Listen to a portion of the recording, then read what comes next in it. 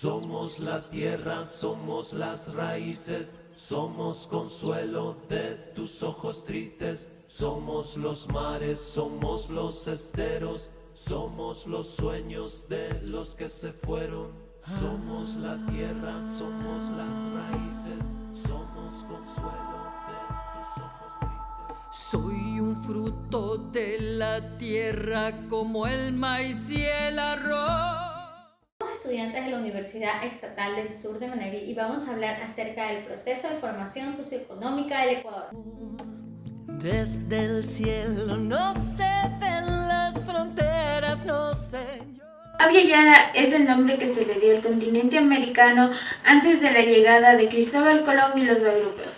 Abya Yala significa tierra viva, tierra madura, tierra en florecimiento. Actualmente, varias comunidades indígenas utilizan el nombre Abya Yala para referirse al continente americano. En la segunda cumbre de pueblos y nacionalidades de Abya Yala, la que se celebró en Quito en el año 2004, se hizo un consenso para nombrar a Abya Yala lo que hoy se conoce como continente americano. En el año 1501 fue la primera vez que el nombre América apareció en un mapa mundi, ya que los nativos lo llamaban Abya Yala. Los Kuna decían que existió 4 etapas históricas de la Tierra, las cuales fueron Cuagalum Yala, Tagargún Yala, Tinia Yala y Abya Yala. Abya Yala fue la que coincidió con la llegada de los europeos. Aunque algunos de los nativos de las regiones ya tenían sus nombres propios, como fueron Tahuantinsuyo, Anahuao y Pindorama. Abya Yala cada vez es más fuerte con la intención de generar unión entre los pueblos y nacionalidades. Es así como hoy en día diferentes comunidades, organizaciones indígenas y representantes del continente han adoptado el uso del término para referirse al territorio continental en vez de América. Es así como el nombre Abya Yala es utilizado en sus documentos y expresiones orales como símbolo de nacionalidad y respeto hacia la tierra que habitamos. Al fin de cuentas, antes de la llegada de los europeos existían entre 50 y 90 millones de habitantes en el continente.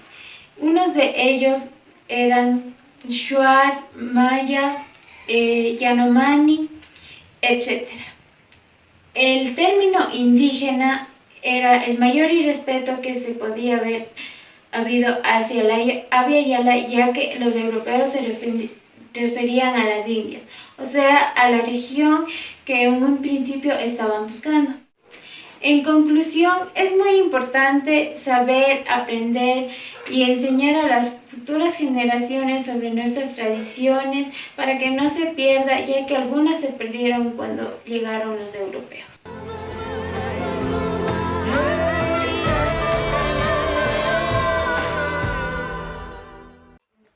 Las grandes civilizaciones mesoamericanas. Las civilizaciones mesoamericanas son sociedades que habitaron la región central de América. Estas se dedicaron a la agricultura y se asentaron en aldeas y ciudades. Su política era jerarquizada, donde el gobernante era el que dominaba, seguido de los nobles y la gente común. En algunas culturas tenían una categoría especial para los comerciantes y los artesanos. Las culturas que se hicieron destacar son la cultura maya, la cultura olmeca, la cultura tolteca y la cultura azteca. La cultura maya fue pionera en la arquitectura, matemática, historia, astronomía y fue una de las culturas más complejas, ya que tenían un sistema muy avanzado hacia las demás culturas. En cambio, la cultura azteca tenía un sistema de medir el tiempo a través de un calendario astronómico y desarrollaron una escritura pictogramática. Estas culturas fueron las que crearon lo que es el comercio, ya que necesitaban productos que los tenían otras culturas, donde existió lo que hoy conocemos como el trueque. Ellos también crearon lo que fue la primera moneda, donde las semillas de cacao fueron las protagonistas. Estas civilizaciones aportaron al desarrollo de lo que hoy en día conocemos como la arquitectura, ya que también practicaban la alfarería. Tienen hijos que en su voz gritan fuerte aquel mensaje. Formas económicas de dominación colonial: mitas, obrajes, concertajes y haciendas. Durante la época colonial, desde el año 1492 en adelante, especialmente en el continente latinoamericano, se desarrolló un conjunto de formas de dominio económico sobre las colonias. Esto se caracteriza especialmente del Imperio Español, que poseía la gran parte de las colonias hispanas. Estas formas de dominio económico se caracterizan por ser déspotas, totalitarias. Dichas prácticas también fueron características de la época feudal, pero en este caso aplicadas en la época colonial. Pero las figuras eran las mismas, en donde a través del feudalismo, en donde existía un señor y un vasallo, el vasallo era quien trabajaba las tierras y el señor era quien las proveía de protección y quien ejercía el despotismo, es decir, abusaba de sus funciones a su total gusto. Todos estos vasallos se les cobraba impuestos, es decir, tributos. Algunos eran especies como parte de producción, otros en monedas preciosas, dependiendo de lo que el señor deseara. A esto fue lo que se le denominó despotismo tributario y también imperio en la época colonial. Las mitas se desarrolló principalmente en las zonas coloniales andinas, en donde se les obliga a los hombres a realizar trabajos que eran vistos públicamente como una forma de pagarle el Estado del tributo, que ya hicimos referencia hace unas líneas atrás. En esta forma de dominación, todos aquellos hombres casados que contaban entre 18 y 50 años de edad, con actitudes deberían trabajar de manera forzada en minas, haciendas, construcciones de caminos, templos, puentes, entre otros. Obrajes. Eran las pequeñas industrias textiles en donde los indígenas eran obligados a trabajar. Concertaje. El concertaje de indio enmascaraba un sistema de servidumbre y esclavitud, que era el eje fundamental del sistema de hacienda. Eran contratados mediante el cual un indígena se obligaba a realizar trabajos agrícolas de manera vitalicia y hereditaria, sin recibir salario o recibiendo lo mínimo. Hacienda. La hacienda eran formas de organización económica típica del sistema colonial español. Se utilizan para describir un rancho amplio.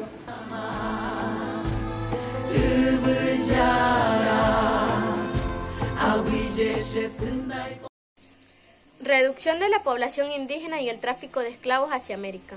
El tráfico de esclavos fue un apogeo del descubrimiento de América en el año 1492, provenientes de su gran mayoría de África. Y empezó de manera progresiva, a la vez que los trabajos eran forzosos y no podían cumplirlo, debido a que muchos indígenas eran rebeldes y no obedecían las órdenes. Y como no acataban, habían constantes enfrentamientos con la monarquía. Al punto de esta masacre, produjo que la población indígena disminuyera. Después de la conquista se produce un brusco descenso de población, que se mantuvo hasta el final de la colonia. Para 1825 los indígenas no superaban los 8 millones de personas, debido a las siguientes causas: muertes provocadas por la conquista, trabajos forzosos y los malos tratos a que fueron sometidos, nuevas enfermedades traídas por los europeos y africanos, viruela y sarampión, modo de vida provocada por el dominio español y el mestizaje, La reducción de la población indígena con la llegada de los españoles fue dada por diversos motivos, pero el más importante fue la entrada de enfermedades infecciosas inexistentes en el continente portadas por los colonizadores. Debido a la disminución se realizó tráfico de esclavos hacia América para sustituir la mano de obra inexistente, la explotación y la esclavitud indígena. La esclavitud produjo grandes males en la población indígena. El desarraigo de los núcleos familiares, la mala alimentación, los malos tratos y el trabajo excesivo y las epidemias provocaron una gran mortandad, despoblando las islas caribeñas, tráficos de esclavos hacia América.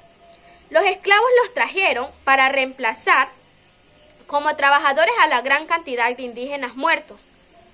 De tal manera que los europeos capturaron africanos al sur de Sahara, de los cuales menos de un tercio de los capturados llegaron vivos a América, donde fueron reducidos a la esclavitud. Con la llegada de los europeos a América, hubo una gran reducción de la población indígena, evento catalogado por muchos historiadores como catástrofe demográfica en América y con el tráfico de esclavos. De tus ojos tristes, somos los mares, somos los... Como último tema tenemos la consolidación del capitalismo y las dependencias de los centros periféricos. Para hablar de este tema, primero tenemos que hacer la alusión a qué es el capitalismo. El capitalismo es un sistema económico que se basa en la propiedad privada de los medios de producción y el uso del capital como fuente de riqueza humana. Se dice que el capitalismo surge en la Revolución Industrial en el año de 1750, en donde se produjeron los grandes cambios, tanto como políticos, económicos y sociales, que trajeron el gran avivamiento del capitalismo.